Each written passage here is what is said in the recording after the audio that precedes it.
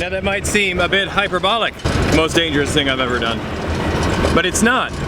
For those of you that don't know, my day job, I'm a firefighter paramedic. I have literally been inside burning buildings. I have been on the interstate and landed helicopters to transport victims. All sorts of kind of sketchy things. I've done tree work where I've been 60 and 70 feet up in a tree with a rope and a chainsaw. I've done roofing, shot guns, butchered animals, all kinds of things that are dangerous. But this takes the cake. And I'll tell you why next.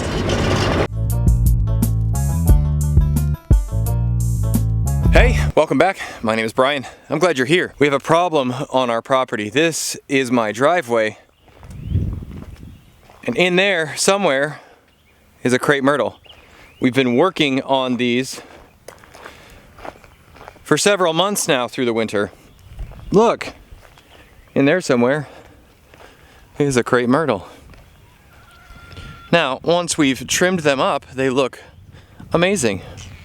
As a matter of fact, they look like this. Ta-da! So nice. But there's a problem. They are absolutely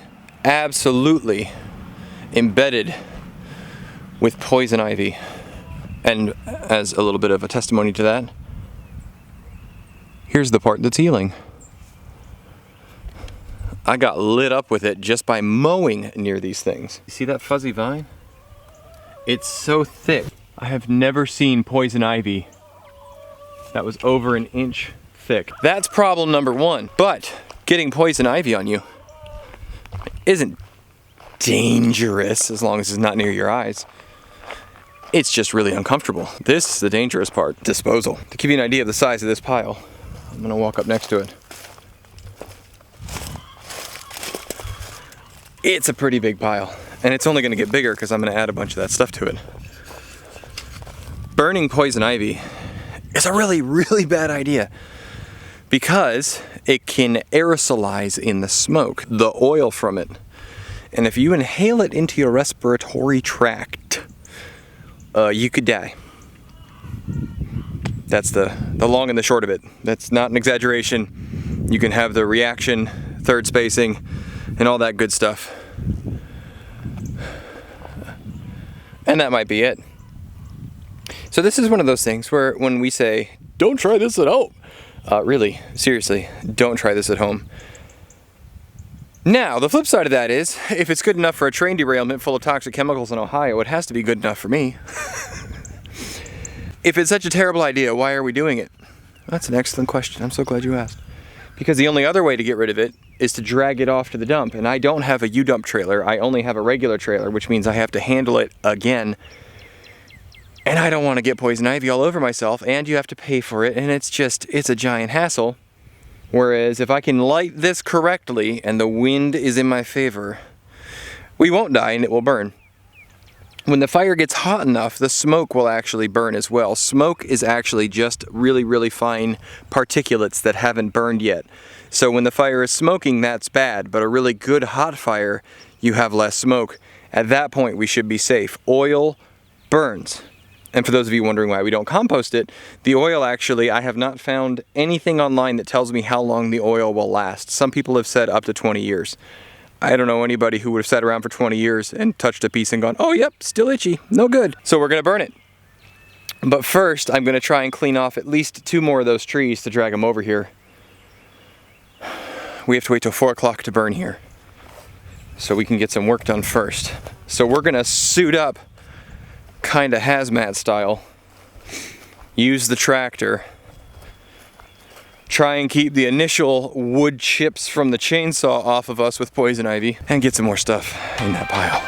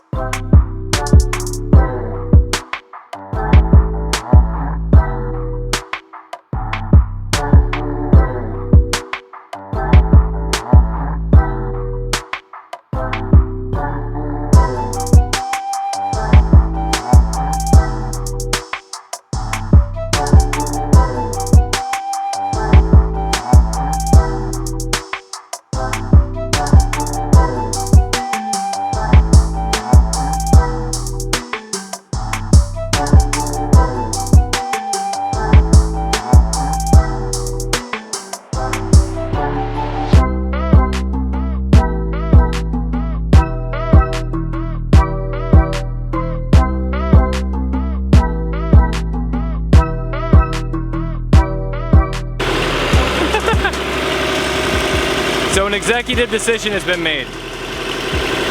We're not gonna save what's left of the other trees.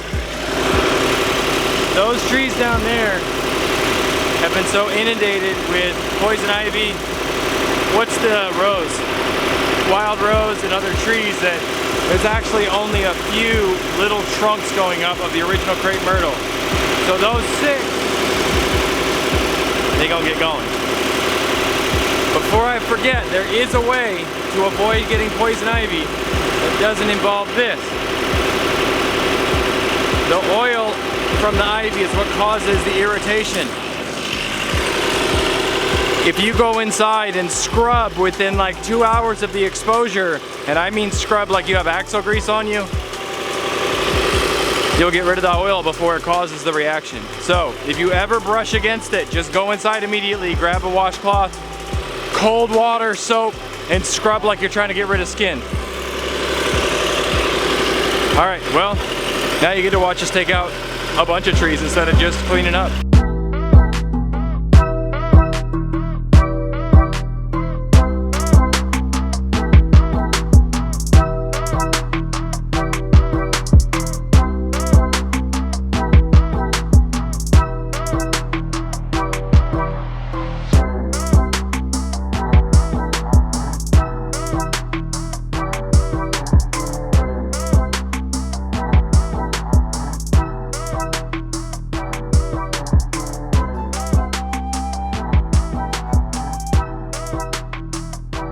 For those of you who might be a little perturbed that we decided to take out the other 6 trees, and I'll use the term loosely, look at this.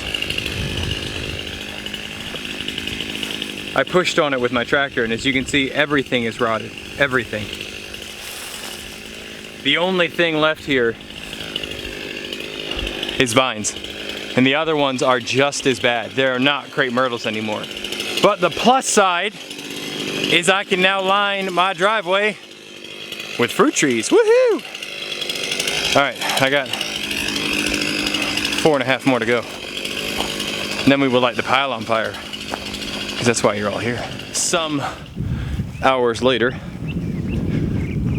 after our plan change, we got a moonscape out here. They were so dead, the tractor just pushed them over. So we've been dragging the mess to the pile, which is now 3 times larger than it was. I need to go inside and grab a bite to eat and shower, because I need to scrub whatever oil is on me off, because I have shredded this Tyvek suit. And once we're done with that,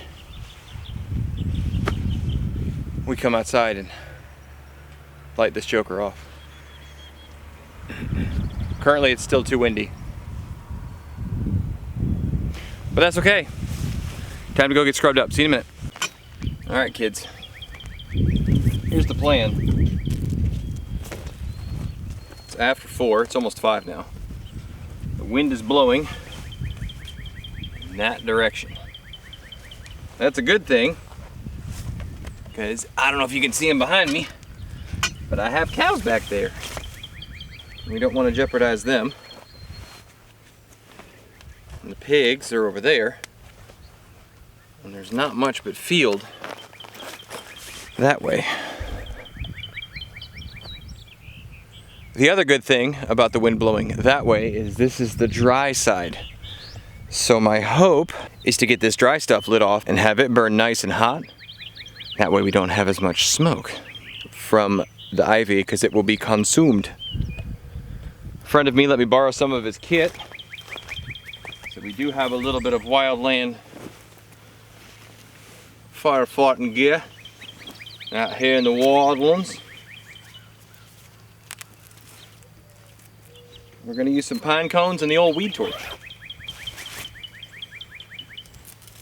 Oh, and an N95, just in case. Let's get it.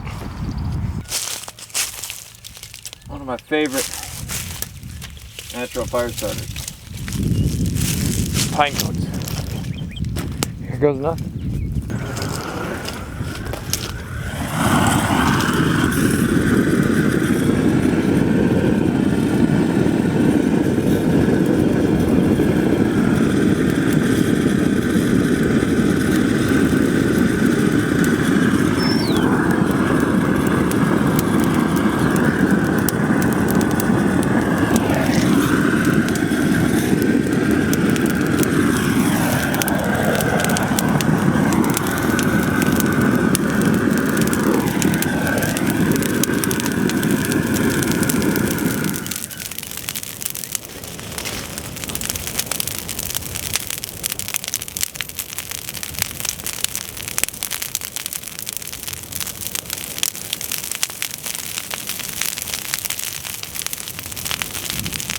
think it's time for us to make a tactical retreat. Or withdraw. Tactical withdrawal.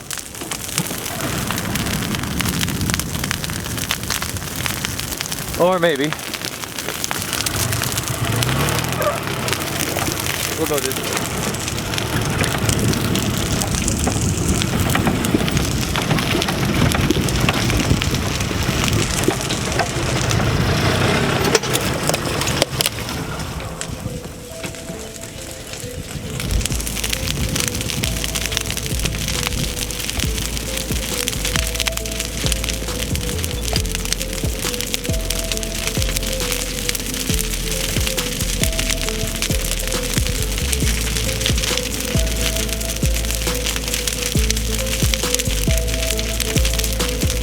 It lit off better than I could have hoped. Very little smoke.